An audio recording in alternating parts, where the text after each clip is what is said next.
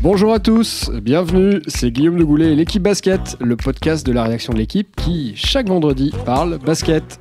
Et une semaine après la reprise de la NBA, on en a des choses à se dire, messieurs, n'est-ce pas ? Ah oui. Autour de moi, et pour votre plus grand plaisir, un trio de grande classe, le toujours sémillant Arnaud Lecomte qui vient de fêter son anniversaire. Bonjour et joyeux anniversaire Arnaud. C'est gentil, merci. Happy birthday. Le toujours présent Amaury Perdrio. Salut Amaury. Salut à tous. Et présent. Et le toujours pertinent et moins présent Gaëtan Cher. Salut Gaëtan. Bonjour à tous. Je suis journaliste. Au menu cette semaine, les débuts mitigés des Lakers de LeBron James. Bienvenue dans la conférence Ouest, monsieur James. Les premières grosses surprises, coucou OKC, Houston et Cleveland. Et la folle inflation offensive incarnée par les 50 points de Blake Griffin ou les 11 3 points de Stephen Curry en seulement 3 quarts temps. Voilà, vous connaissez le casting, vous connaissez le menu. On prend une grande inspiration. 3, 2, 1, début du game. On va attaquer direct dans le sujet qui nous intéresse le plus, les Lakers, évidemment. Vous êtes tous d'accord avec moi, LeBron James. Avec des débuts plutôt difficiles, finalement. 3 défaites pour commencer, avant une victoire à Phoenix, et puis donc la nuit dernière contre Denver. Il fait l'apprentissage de la conférence Ouest, LeBron James, ou c'est lié à la jeunesse de son équipe ? J'aurais tendance à dire que c'est pas tant l'apprentissage de la conférence Ouest, mais comme tu dis, il apprend son équipe. Il essaye de voir dans quel environnement il évolue au-delà de ce qui se passe dans cette conférence. Et je pense qu'il a déjà beaucoup de coéquipiers à découvrir. Un nouveau style de jeu, un nouveau coach, une nouvelle salle. Voilà, il y a plein d'éléments à prendre en compte. Il y a peut-être une petite forme de pression qui est venue à s'ajouter à tout ça. On n'oublie pas ce match contre Houston avec la bagarre qui éclate à la fin, donc ça rajoute un peu du contexte. Pour la première, au Staples Center. Ça rajoute un contexte émotionnel. Après, je pense que ça y est, les gens, on a laissé passer l'orage. Les 3 premiers matchs, ils ont gagné à la fois à l'extérieur, à domicile. Je pense que ça y est, la machine est lancée, quoi. Je me demande s'il n'a pas utilisé les 3 premiers matchs justement pour essayer d'évaluer un peu son environnement, de voir exactement ce dont avait besoin cette équipe. J'ai l'impression, alors j'ai pas vu tous les matchs à 100%, mais j'ai vu quelques cartons quand même, et j'avais l'impression qu'il regardait un petit peu ce qui se passait, qu'il laissait venir un petit peu le jeu, voir un peu comment ses coéquipiers se comportaient avec lui sur le terrain, de par la présence énorme qu'il avait dans le jeu à Cleveland ces dernières années, et que après la bagarre et les suspensions de Rondo et Ingram, il a eu la nécessité de prendre davantage le jeu à son compte. On s'en est aperçu la nuit dernière avec ce triple-double et ce succès, mais je me demande s'il n'était pas dans un mode justement un petit peu découverte de l'environnement Lakers, et que il va prendre petit à petit la mesure et essayer de trouver l'équilibre entre mettre en scène son équipe, mettre en scène ses coéquipiers, laisser un petit peu les choses se faire, et puis en même temps avoir une grosse présence statistique et évidemment d'impact sur le jeu. Et c'est un petit peu comme ça que je résumerais cette première semaine de LeBron aux Lakers, moi. C'est possible. Après, c'est vrai qu'un joueur comme LeBron James, paradoxalement, alors qu'il a participé aux 8 dernières finales, il a toujours fait des saisons régulières bizarres où souvent c'était pas linéaire, c'est-à-dire qu'il partait pas d'un point bas pour arriver à un point haut, ou au contraire d'un point haut et puis ça déclinait. Ça a du mal. Ça a toujours été les grandes montagnes russes, et même à l'approche des playoffs en général, ça avait tendance à très mal se passer, et de plus en plus mal se passer. Quand David Blatt avait été viré des Cavs, ça s'était fait en fin de saison. Avec Tyronn Lue, c'est souvent en mars voire début avril où ça se passait le plus mal. Donc forcément, je pense qu'il n'y a rien d'inquiétant à ce que ça se passe pas très bien pour l'instant aux Lakers, que ça se mette en place. C'est la 2e pire défense pour l'instant de toute la ligue. Ils encaissent plus de 124 points par match. Mais voilà, ça va se mettre en place, mais je pense qu'il faut s'attendre, et il le sait, à ce que ça va être très très difficile. Il a des personnalités complètement insaisissables à ses côtés. C'est sûr que l'épisode Houston avec cette bagarre et les suspensions, ça n'a pas aidé à stabiliser. Donc j'ai tendance à penser qu'il va être pendant plusieurs mois dans ce poste d'observation, et que ça va mettre un certain temps à se stabiliser. C'est ce que dit aussi dans les lignes Arnaud, il doit profiter de cette première saison Lakers pour apprendre à déléguer, et donc à essayer de construire une équipe qui, l'année prochaine, dans 2 ans, sera capable de jouer le titre. Donc déléguer, c'est mettre Lonzo Ball en confiance, éventuellement sonder si Javel McGee peut être un intérieur sur la durée, c'est fidéliser Lance Stephenson qui là vient de faire 2-3 matchs extraordinaires. Donc C'est ce qu'on attend de lui, qu'il ait moins de temps de jeu et qu'en plus il donne un peu le jeu aux autres. Et l'avenir des Lakers, c'est pas forcément Lance Stephenson, c'est pas forcément tant mieux pour eux, j'espère. Javal McGee, c'est d'abord et avant tout Josh Hart, c'est évidemment Lonzo Ball et puis Kuzma qui est la vraie grande satisfaction, je pense, individuelle de cette première semaine du côté des Lakers. On a vu que le jeu était très tourné vers lui aussi, dans sa capacité justement à marquer des points, mais aussi à avoir de l'influence dans le reste du jeu, ce qui est assez intéressant, quoi. Donc je pense que les Lakers sont LeBron a effectivement intérêt aujourd'hui à peut-être prendre cette position d'observateur pour mettre en route quelque chose collectivement qu'il n'avait pas ces dernières années à Cleveland, ou en tout cas très très peu. Et on sait bien ça les a emmenés en finale et tout ce qu'on veut, bien sûr, hein, et même à un titre de champion. Mais voilà, je pense que cette équipe-là, elle mérite, ce potentiel-là mérite d'être effectivement, de prendre quelques mois avant d'être vraiment évalué pour savoir un petit peu après comment on ajuste, et notamment l'effectif, quoi. Parce que l'effectif tel qu'il est là, il sera probablement jamais champion NBA. Il va falloir ajouter des pièces à tout ça. Donc, il a besoin de temps, tout en étant aux Lakers, et donc besoin de gagner des matchs très vite quand même, parce que sinon, on sait très bien que là-bas, le feu peut prendre très vite. Et puis Amaury a raison, hein, l'objectif, c'est pas cette saison, c'est évidemment l'été prochain. On est dans une saison de transition où ils ont empilé les contrats d'1 an qui vont sans doute pas être prolongés l'été prochain. Donc il va falloir au moins essayer de faire bonne figure cette saison. Après, c'est vrai que là pour l'instant on a l'impression que tant qu'ils font le show, ils ont l'impression d'avoir un peu accompli leur objectif. Ça les a coûté très cher quand ils ont affronté les Spurs, et malheureusement ça va pas apporter des résultats. En même temps, ce qui est amusant, c'est que 3 défaites et tout de suite on ressort le poids historique de la franchise. Kobe Bryant, une petite interview à Jeremy Fallon à 0,5, c'était de l'humour, mais à 0,5 je reviens sur le terrain. Là il était présent au Staples Center. C'est jamais vraiment de l'humour. Exactement. C'est jamais vraiment de l'humour, mais ça montre le poids de cette franchise. D'ailleurs, la nuit passée, il était au bord du terrain au Staples Center. Exactement. Mais pour le management et pour l'institution Lakers, c'est une énorme réussite. Parce que, évidemment, c'est pas une surprise, hein, on se doutait bien que l'arrivée de LeBron allait refaire complètement exploser l'attente et le nombre de gens intéressés par cette franchise, qui est probablement la plus mythique de toutes avec les Celtics, à égalité à peu près, peut-être un peu plus les Celtics, mais bon, on peut en discuter. Non, tout ça pour dire qu'en effet, les Lakers sont revenus sur le devant de la scène, on en parle un peu partout, c'est déjà une énorme réussite en termes marketing, en termes de com, en termes de promotion de cette franchise. Voilà, donc attendons un petit peu avant de tirer des conclusions, parce qu'on est au bout d'une semaine, on va voir comment tout ça se met en place. On est dans une conférence infernale, on voit débarquer là en début de saison les Pelicans et les Nuggets, qui n'étaient pas forcément, même si on les sentait bien, malgré tout, qui n'étaient pas forcément conviés au premier plan. On voit qu'Okc a du mal, on va en reparler, j'imagine. Mais c'est la transition qui est toute trouvée, voilà. C'est parfait, Arnaud. Okc qui a du mal, Houston qui a du mal, qui se traîne déjà en fin de conférence Ouest. On les attendait effectivement pas à cet endroit-là, mais de la même manière, est-ce qu'on attendait vraiment Détroit en tête de la conférence S 4-0, il reste encore 4 équipes invaincues. Milwaukee, Détroit, on en a parlé, New Orleans, et évidemment Toronto qui fait un départ tout feu tout flamme avec Kawhi Leonard. Messieurs, est-ce que vous êtes surpris de ces écarts entre les favoris en début de saison, de voir Houston, OKC par exemple, ou Cleveland qui est quand même finaliste depuis quelques années, qui n'a pas gagné un match.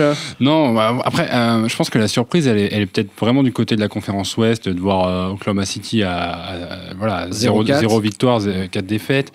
Bon, demi-surprise, parce que sur les premiers matchs, ils n'ont pas Russell Westbrook, il faut remettre la machine en route, faut l'intégrer, Ils n'ont pas la même. L'équipe n'a pas changé de fond en comble, Amaury. Oui, mais c'est quand même. C'est un petit peu, et c'était déjà pas révolutionnaire l'année dernière. Ils se reposent sur 2 joueurs aujourd'hui. Bon, sur une nuit comme la dernière nuit où il n'y a pas d'adresse et Russell Westbrook a 5 sur 20 au tir. C'est pas jouable face à d'autres franchises qui savent à quoi s'attendre maintenant face à ces joueurs-là. Donc à l'Ouest, j'ai envie de dire, bon. C'est peut-être la petite surprise avec Houston, mais quelque part, intimement, j'étais convaincu que d'intégrer Carmelo Anthony, d'avoir perdu ce potentiel défensif, ça allait se ressentir à un moment donné dans le début de saison. Et à début de saison, on sait que c'est parfois la mise en route, elle peut être lente. À l'Ouest, je suis moins surpris parce que, Détroit, il y a la patte Dwayne Casey. C'est un excellent coach et il a su allier Drummond et Griffin ensemble et ça marche très très bien. Milwaukee, on leur connaissait un potentiel énorme et je pense qu'ils ont gardé le même noyau en rajoutant par exemple un joueur comme Brook Lopez qui fait beaucoup de bien, qui est capable en plus de jouer à l'extérieur, pivot moderne, donc ça leur va très bien. Voilà, après, bon, Cleveland, je pense qu'eux-mêmes ne s'attendaient pas à avoir autant de mal. La nuit dernière, ils perdent contre Détroit, qui était invaincu, sans Kevin Love. Donc, est-ce que ça va tenir ou pas? On sait qu'ils pourraient éventuellement, à mi-saison, avoir envie de tanker. Je suis déçu de ce qu'ils proposent. Je pense qu'ils le sont aussi. Après, je sais même plus à quoi m'attendre avec eux, quoi. Ouais, 2 petits éléments sur OKC et Détroit. Donc OKC qui a vraiment beaucoup de mal à l'Ouest. Je pense que ce début de saison montre à quel point cet effectif manque de profondeur. On s'est peut-être trop souvent passé de temps à penser est-ce que Paul George va rester? Il est resté, c'est très bien. Est-ce que Russell Westbrook se sent bien? Visiblement lui, oui, mais certes il était blessé en ce début de saison. Mais derrière c'est quand même très faible. À part Steven Adams, un joueur comme Terrence Ferguson qui est titulaire depuis le début de la saison, qui a 2 points de moyenne, 9% à 3 points, 18% au tir, ce ne sont pas des bons joueurs, ce sont des joueurs de complément, des 10e, 11e, 12e hommes, mais pas plus, dans une équipe qui est censée prétendre pouvoir concurrencer Golden State à l'Ouest. Ça va pas le faire. Et il faut que des joueurs comme Jeremy Grant, comme Nerlens Noel, qui eux sont vraiment capables encore de passer un cap, qui ont une vraie marge de progression, c'est eux qui doivent tirer cette équipe vers le haut, sinon OKC à mon avis file un mauvais coton. Et côté Détroit, où effectivement tout tourne très bien, il y a un point, je pense, sur lequel on n'a peut-être pas assez insisté, c'est à quel point Blake Griffin est un super joueur de basket. Il a eu une fin de parcours un peu compliquée à Los Angeles, où on se souvient de cette affaire où il avait frappé un membre du staff des Clippers, il avait été suspendu, blessé. Il a eu pas mal de galères, souvent blessé quand il était au top niveau en play-off. Ça arrivait 2 fois de suite. C'est un super intérieur qui là en plus a développé un sacré shoot à 3 points. Il en prend 6 de moyenne depuis le début de la saison. Sur la lancée de la fin de sa saison dernière, il est à 65% pour l'instant. Il prend encore plus en main le jeu, c'est-à-dire qu'il monte la balle, il distribue le jeu, en plus des 50 points qu'il met l'autre soir. C'est un des intérieurs qui fait le plus de passes. Exactement, c'est un intérieur gestionnaire, c'est même plus qu'un intérieur fuyant aujourd'hui. C'est rare en NBA, il n'y en a pas beaucoup, encore plus qu'un Jokic, parce que Jokic il fait office de tour de contrôle, mais Griffin peut vraiment monter la balle. Ça a l'air de plutôt bien tourner avec des personnalités compliquées comme Jackson et Drummond qui sont parfois un peu difficiles à gérer. Donc chapeau, je pense qu'effectivement l'impact de Casey qui est arrivé cet été en provenance de Toronto est significatif. C'est la question qu'on peut se poser d'ores et déjà, je pense. Est-ce que ça peut être un concurrent vraiment direct aux Celtics et à Toronto dans cette conférence pour aller le plus loin possible? On avait placé Detroit plutôt dans les équipes de play-off, bien sûr, mais pas forcément dans le top 2-3. Est-ce que ce début de saison est en train de nous démontrer que cette équipe-là a probablement les ressources pour aller plus haut encore que ce qu'on avait envisagé? Pour répondre à ta question, les 2 prochains matchs de Détroit, c'est face à Boston. Oui, après Boston aujourd'hui, on voit bien qu'ils ont, je ne sais pas si on avait prévu d'en parler aussi, mais non, on va en parler, Gordon Hayward. Gordon Hayward, manifestement, est en grande difficulté. Il est compliqué de le remettre dans une équipe qui a fait une magnifique saison sans lui. Il n'a pas joué pendant plusieurs mois. Donc, il n'a jamais joué avec eux, surtout. Il n'a jamais joué vraiment avec eux, effectivement. Donc, il ne fallait pas s'attendre à ce que Boston tourne à plein régime tout de suite. Peut-être peut-on d'ailleurs reprocher à Brad Stevens d'insister un peu trop en ce moment avec Gordon Hayward, mais en même temps, comment faire autrement? Il ne va pas le laisser au bout du banc à attendre pour jouer 5 minutes ou 10 minutes par match. C'est un des plus gros contrats de la franchise. Donc il faut impérativement, à moins de décider de le trader et de trouver une solution pour Gordon Hayward, si vraiment dans 3 mois ça ne fonctionne pas, je pense qu'il faut laisser, c'est le moment idéal, ce début de saison, probablement, pour mettre ça en marche, et puis quitte à perdre quelques matchs, quitte à souffrir dans le jeu comme il souffre depuis le début de la saison. Mais bon, voilà, moi je me dis que peut-être qu'on peut avoir une surprise à l'Est avec une équipe comme Detroit, voire Milwaukee, pourquoi pas, pour venir concurrencer Boston et Toronto, qui sont les 2 candidats naturels à la première place. Ouais, moi les Celtics, je m'en fais pas trop. C'est vrai qu'il y a aussi Jaylen Brown qui est vraiment pas à son meilleur niveau. Il est peut-être encore plus en difficulté qu'un Hayward depuis le début. Il y a Irving qui a quand même des gros passages à vide. Et puis ça couine un peu. On voit bien Totalement. que Terry Rozier, que Marcus Smart, ils sont pas très contents de leur statut en ce moment. Enfin, ça couine un peu. C'est pas encore trop méchant. Ça reste Boston. Je pense pas qu'il va y avoir beaucoup de vagues quand même. Mais effectivement, on sent bien que cette équipe-là, elle est pas bien née, alors qu'elle avait tout pour, quoi. Mais une fois qu'ils vont enchaîner les victoires, ça va se remettre dans l'ordre. Probablement. Puis c'est leur seul problème cette saison. Ça a tellement bien tourné l'an passé. Il leur faut réintégrer 2 stars. Donc c'est normal qu'il y ait un ajustement. C'est plus le même partage de temps de jeu. C'est plus il y a un les mêmes partages des shoots. Il y a un changement de statut chez certains joueurs. Jason Tatum, aujourd'hui, Tatum, est devenu une star de la ligue. Une star montante, certes, mais une star quand même. Et une star de la franchise. Waouh, c'est compliqué de partager la lumière avec des jeunes, des plus anciens, etc. Et des gens qui ont pas joué en fin de saison, puisque Kyrie Irving n'était pas là en fin de saison, qui n'ont pas joué de la saison du tout, comme Gordon Hayward. Donc il y a tout à mettre en place dans le puzzle. Il n'est pas si simple. Alors il vaut mieux avoir ces problèmes-là que les problèmes, par exemple, d'Oklahoma City. Je préfère être coach de Boston que de OKC en ce moment. Vous ne me parlez pas de Toronto, messieurs, ça vous intéresse pas les Raptors? Ils sont débarrassés de DeMar DeRozan, ils ont récupéré Kawhi Leonard. Un début de saison fantastique de Kawhi Leonard, aussi bien sur le plan défensif que sur le plan offensif. Je sais pas, tout le monde a peut-être vu la petite vidéo de son plongeon dans les jambes, qui est extraordinaire pour aller chercher une. On avait oublié que c'était un bon joueur de basket, non? Après le vrai psychodrame, je sais pas comment le commenter. Un peu un salaud, mais son image avait pris un coup effectivement ces derniers mois, alors qu'elle était un peu immaculée jusque-là. Là, on redécouvre un joueur unique en son genre. Moi, j'en connais pas d'autres dans son style, dans sa manière de fonctionner, de son comportement, dans son attitude et dans son sourire. Son sourire. Non, mais ça fait partie d'un tout, quoi. C'est une espèce de joueur de science-fiction un peu. Puis au-delà de ça, ils ont une équipe qui tourne bien, qui contrairement aux équipes qui vont mal, généralement, ont une rotation établie avec un joueur comme Jonas Valanciunas qui sort du banc. Donc il y a certaines franchises qui seraient titulaires indiscutables, il sort du banc. Un meneur remplaçant, Fred VanVleet, qui fait le boulot, qui peut tourner à 7 passes par match tranquillement, c'est collectif. C'est équilibré, il y a de la défense beaucoup avec Kawhi et puis même Danny Green, pour voir Ibaka bien sûr. Ibaka qui fait un très bon début de saison, il renaît un peu, il a vécu deux années compliquées, il est très bien ce début de saison. Ouais, probablement parce que l'équilibre a été trouvé avec Siakam à l'intérieur. Non, Toronto à suivre de très près, même si je reste un poil sceptique sur la profondeur de banc et donc sur la capacité de résister à des blessures, qui est pas prouvé. Mais je suis persuadé que Toronto va faire une très belle saison. Ouais. Et Kyle Lowry, meilleur passeur de la ligue depuis la reprise. C'est juste certes 5 matchs par équipe, mais il est à 10 passes pour l'instant. Il fait le boulot, il est à 20 passes. Ça valide pour l'instant les choix qui ont été faits, qui ont été très décriés. Après, tout ce que j'attends de voir, moi, c'est que fera Kawhi, surtout à la fin de la saison. Est-ce qu'il va vouloir rester, partir? Au final, est-ce que c'est une saison baroude, juste histoire de tirer Toronto vers le haut et puis partir? Dans ce cas-là, ça nuancerait après coup cet investissement qui sera finalement que des chiffres pour pouvoir se mousser, quoi. Effectivement, on verra ça, mais bon, pour le moment, c'est parti pour Toronto mise beaucoup dessus, en tout cas. Ils ont fait beaucoup de promotions autour de lui en l'annonçant comme le successeur de la franchise. Je trouve que c'est une franchise qui lui correspond bien, finalement. C'est pas c'est pas un énorme marché, mais pourtant c'est une ville agréable, qui est suivie avec une bonne fanbase. Et puis on n'en fait pas des tonnes, vous voyez bien, c'est l'équipe qui a le meilleur bilan, ils sont à 5-0 et pourtant on attend 20 minutes avant d'en parler. Je pense que bizarrement c'est une équipe qui correspond à sa personnalité un peu étrange.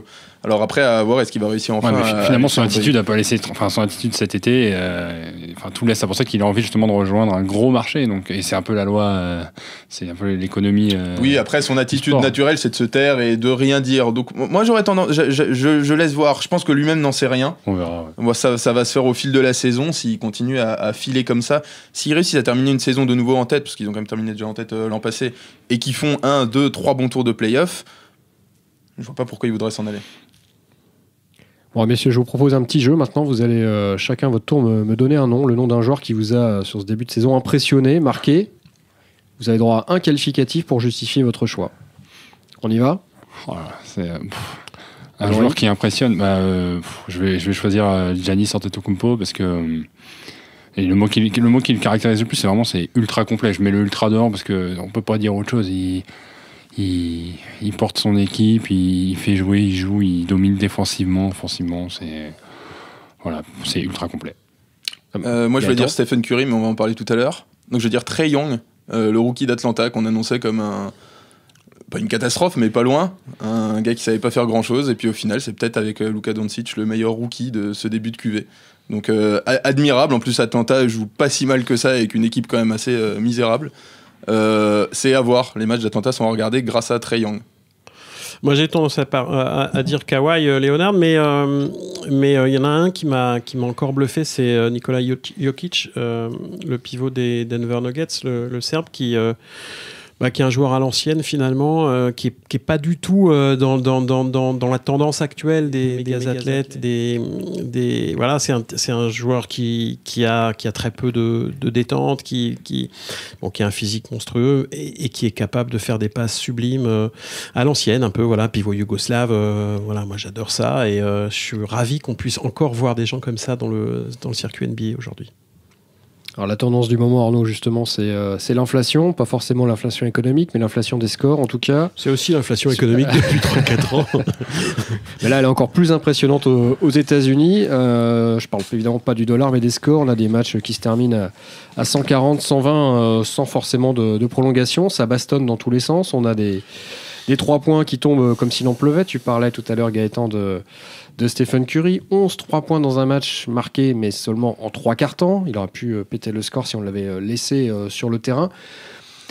Une question simple, en fait, messieurs. À quoi ça rime, cette orgie offensive ? C'est le nouveau basket ? C'est le basket tel qu'on doit le pratiquer, qu'on le rêve ? Ou c'est une gabegie jusqu'en avril et le début des playoffs ?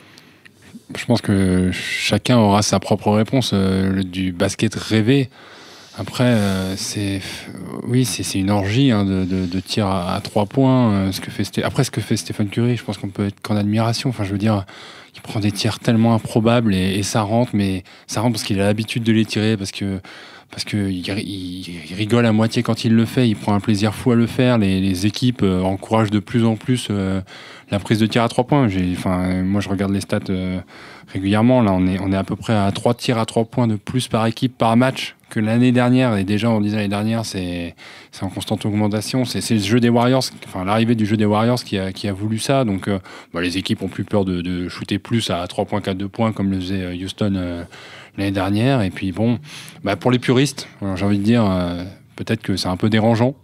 Quand on est joueur, et ça dépend du poste auquel on joue, mais je pense qu'il y a des joueurs qui apprécient peut-être de voir ce jeu-là un peu ultra rapide, ultra sexy, et puis d'autres qui vont se dire mais où est passé le jeu intérieur, ou quand est-ce que ça bastonne un peu, qu'il y a du contact. Mais je pense que c'est la volonté de la NBA d'être de plus en plus spectaculaire. Est-ce que ce jeu-là correspond au mot spectacle ? Je pense qu'à 100%. Ouais.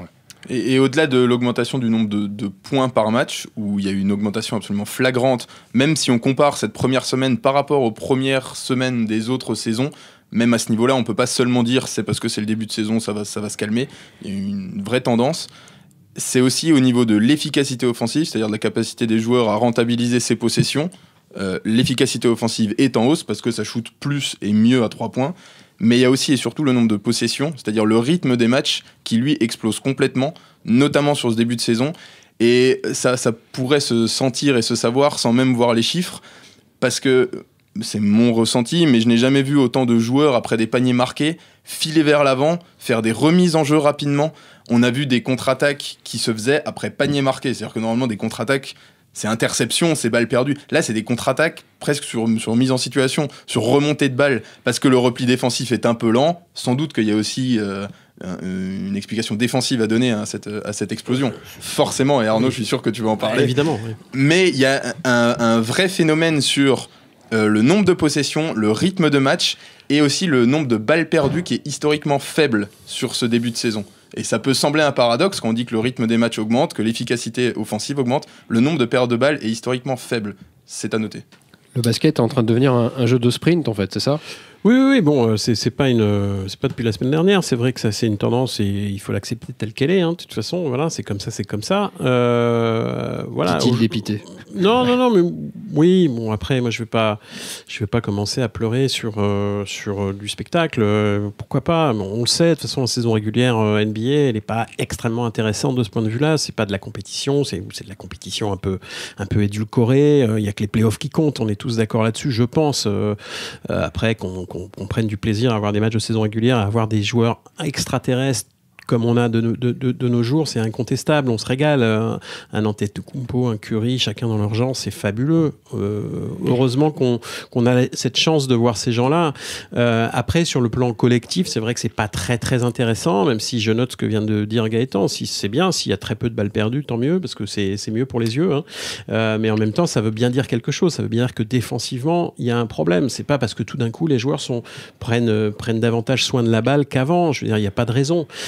technique, c'est évidemment parce que défensivement, il y a beaucoup moins de pression, notamment, et puis que, oui, on court beaucoup, et que forcément, à force de courir, à un moment donné, les attaques prennent le pas sur les défenses. C'est assez logique. Dans le jeu arrêté, ce serait un peu différent. Il n'y a plus trop de jeux arrêtés aujourd'hui. On a noté aussi une règle dont on n'a pas parlé, c'est quand même que les 14 secondes après rebond offensif, qui est une nouvelle règle qui a été instaurée cette année, c'est quelque chose qui change beaucoup de choses aussi dans le nombre de possessions, par définition, mathématiquement. Donc là, on a tendance effectivement à jouer plus de possessions, donc le nombre de points augmente, c'est logique. Mais je pense qu'il y a une vraie tendance de la part des joueurs aujourd'hui. Est-ce que c'est de la part des coachs ? Ça reste à démontrer. Mais c'est de la part des joueurs et de la NBA, dans ses règles, etc., de favoriser le spectacle. Donc moi, j'ai rien contre. Je suis pas un vieux con qui défend le basket en 30 secondes sur demi-terrain. C'est pas la question. C'est juste que sur le plan du basket collectif, de la compétition, de l'intérêt de suivre des matchs de compétition, j'y trouve pas toujours mon compte. Voilà ce que je voulais dire. C'est peut-être aussi lié tout simplement, c'est peut-être aussi lié un petit peu à l'évolution des joueurs. Ah mais bien sûr. Il y a 20 ans, des joueurs qui mesuraient 2,15, ils couraient pas comme court Rudy Gobert aujourd'hui. C'est évident. Mais on peut se permettre ça. Après, ce qui rend les choses peut-être plus facile à voir et ce qui passionne peut-être plus les gens, si je reprends l'exemple des 11 paniers de Stephen Curry l'autre nuit, c'est de voir des records tomber, c'est ça ? C'est pas tant ça, c'est déjà de base, il faut voir comment il les marque. On dit qu'il n'y a pas de défense en NBA, mais tous les 3 points qu'il prend, il y a toujours 2 ou 3 gars autour de lui, il les prend pas les mains dans les poches. Donc il y a des joueurs qui oui, mais là, les Curry, il n'y en a qu'un. Oui, mais c'est la même chose des Antetokounmpo qui font des cartons. Il prend aussi un peu de carton dans la soirée. Il y a des joueurs qui sont défendus. Un Jokic face aux Lakers, il n'a pas marqué ses 24 points, les doigts dans le nez. Il y avait des 3-4 gars autour de lui. Et heureusement qu'il y a des joueurs de talent, que le talent vient amener au-dessus de ces défenses un peu poreuses. Après, voilà, le chiffre, on l'a, c'est 113 points par équipe par match. Cette saison, depuis le début de la saison, c'est presque 9 points de plus que l'année dernière par équipe. Donc, il y a ça devient presque trop parce que c'est une augmentation on n'est pas loin de 10%, c'est jamais arrivé. Bon, est-ce que ça va se tasser parce que le début de saison oblige et puis à un moment donné, quand il faudra aller jouer les matchs qui comptent, jouer les matchs qui qualifient pour les playoffs, peut-être qu'on va serrer un peu les défenses. Il y a des équipes qui vont retrouver leur identité de jeu de l'année dernière, les Boston, les Philadelphie, tout ça. Il faut que ça se remette à défendre pour se rassurer, mais bon, c'est un début de saison un peu tout feu, tout flamme. Attendons de voir peut-être encore 2, 3, 4 semaines, voir si la tendance se confirme vraiment. C'est une tendance qui est peut-être un petit peu dérangeante. Après, personne n'a l'air de trop s'en formaliser. Oui, mais tout le monde s'éclate, pas de problème. Non, mais c'est sûr qu'après, quand on regarde la classe des rookies, par exemple, qui viennent de débarquer, c'est vrai qu'en termes d'intensité défensive, c'est quand même pas ça. Ils font des beaux chiffres, c'est bien, parce qu'aujourd'hui, on valorise sans doute beaucoup plus dans les formations les qualités athlétiques, les qualités offensives, la capacité pour un grand à shooter à l'extérieur, tout ça. C'est vrai qu'en termes, si on regarde par DeAndre Ayton, le numéro 1 de la draft, il fait des beaux chiffres, c'est absolument magnifique. Il faut regarder son repli en défense, c'est à s'arracher les cheveux, c'est une catastrophe. Et il est grand, il est large, il est mobile, c'est bien, il va envoyer des contres parce qu'il est intelligent, qu'il a quand même un bon timing, mais c'est quand même d'une naïveté défensive. Et quand tu regardes Mo Bamba à Orlando, dont la capacité première c'est de défendre, mais il fait un début de saison Gaëtan, pourri. Comment veux-tu qu'un rookie qui débarque en NBA cette semaine-là, il ait de ses priorités défensives? Ah, mais c'est sûr. C'est pas possible. Il est dans un environnement où c'est tout pour l'attaque, où on met 120, 125 points par match. Donc, évidemment qu'il va pas aujourd'hui défendre le plomb comme il le faisait probablement à l'université et comme il va probablement le faire, on l'espère. Alors, ce sera peut-être compliqué cette année pour les Suns, mais en play-off, quoi. Donc, moi, je ne jugerai de la qualité pleine des joueurs et du jeu collectif d'une équipe qu'en play-off. Voilà. Saison régulière, à part quelques matchs où on va avoir des vrais beaux rendez-vous certainement. En effet, un Celtics-Sixers, un Raptors-Celtics. Quand il y a une rivalité. Ça va être très bien quand il y a une rivalité, puis quand il y a un peu d'enjeu quand même, quoi. Il en faut. Sinon, effectivement, sur 82 matchs, on sait très bien qu'il va y avoir des matchs sans intérêt sur le plan de l'enjeu. Bon, voilà. Donc, le vrai juge de paix, ça reste les play-offs. Aussi pour juger, je pense, les rookies. Alors, évidemment, on va pas pouvoir juger, malheureusement.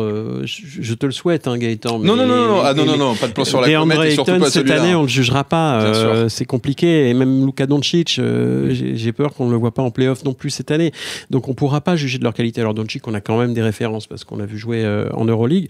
Mais pour le reste, voilà, c'est compliqué pour des rookies, pour revenir à ce que tu disais, de se mettre dans le mode défensif aujourd'hui en NBA, quoi. Non, c'était plutôt dans l'esprit où on a l'impression que ce n'est plus un problème pénalisant, qu'ils n'aient pas l'intensité défensive dès le premier match. Ça fait partie, je pense, de l'environnement qui incite Exactement. pas effectivement à devoir défendre, quoi. Après, il y a une chose qui est agréable cette saison, c'est que malgré tout ça, le fait que il y a vraiment un avantage, c'est qu'il n'y a aucune équipe qui a l'air de vraiment vouloir défendre.